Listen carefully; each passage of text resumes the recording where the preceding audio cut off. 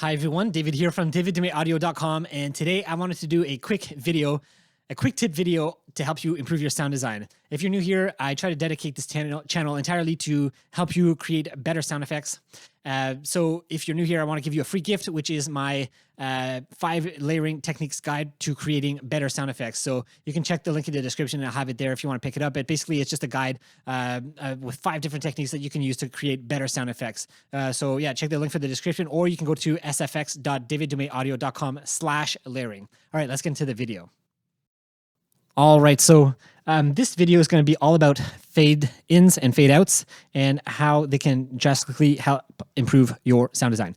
So this video was inspired by one of my students who was going through this, and I was kind of helping him out with creating these fade ins and fade outs and just helping him be more aware of them and how they're affecting the sound. And that's what I want to share with you here today and show you some examples of what we're working on. So here you go. I have 2 of the exact same examples. These are the exact same sounds. I just copied and pasted them. And what I did is I just did 2 different types of fade ins and fade outs, and I faded it and faded them out at different points. So let's play just the first example here, and then I'll play the second example, and then I'll kind of show you what the difference is, and hopefully you can hear what the difference is as well. Okay, so let's go.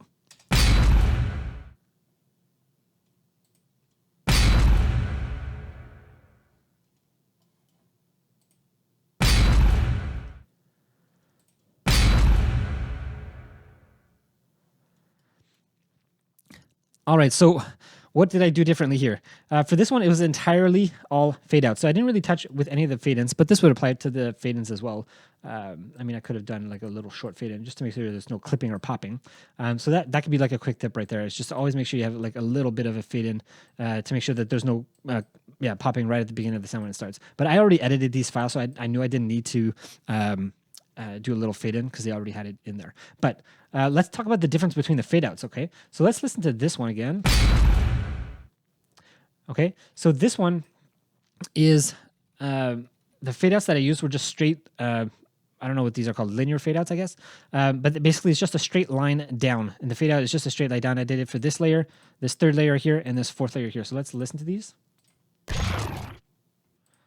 That's that one.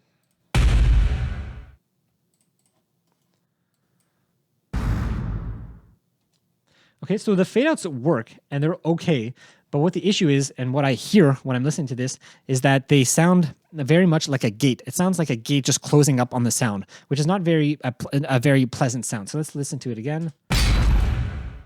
So like right here, it just sounds like a gate slowly closing up and closing up the sound, instead of it sounding off and closing up naturally.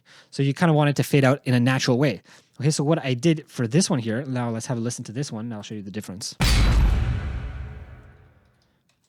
So the first thing is I extended this impact layer here, which is this 3rd one here. So let's listen.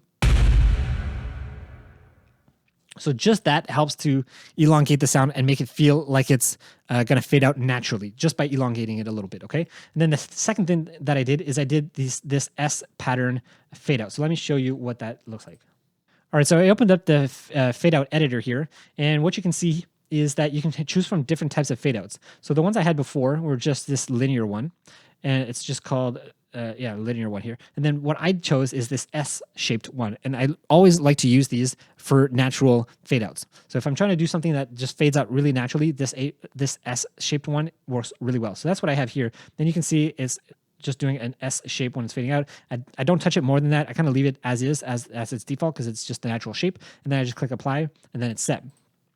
Okay, and just by doing that, it's just going to fade out a lot more naturally. It's not going to sound like a gate, because a gate doesn't close in this shaping pattern, at least not the ones that I know of, not the ones that I use anyways. And so yeah, so they sound a lot more natural. And then when you elongate this longer one here, then suddenly when you get to the tail of the sound here, it's a lot lower, and then it just fades out really slowly to nothingness, and that is a lot really natural. Just like if you're going to clap in a hall or something like that, then you hear it reverberate. It doesn't just like clamp down on the sound; it like naturally slowly goes to nothing. So that's what's happening here, and that's what I did here. So that's why I choose this kind of S pattern whenever I'm fading out, and to my ears, it sounds a lot better.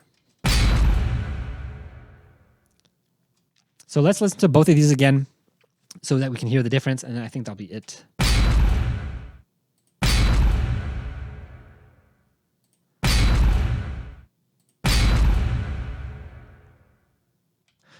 Okay, so a very minute detail, but it's not a detail that should not go unnoticed or overlooked. It should really be you should really be paying attention to how your sounds are fading out, because it's really important, and it really is jarring whenever you're listening to a sound just clamp down on the fade out like that. It's really jarring to the listener, to the player, or whoever's listening to your sound. So yeah, so that is the quick tip for this video.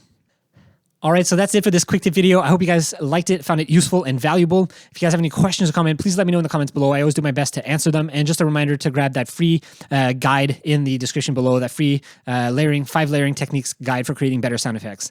All right, so that's it for now. Thanks so much for watching, and I'll see you in the next video. Bye.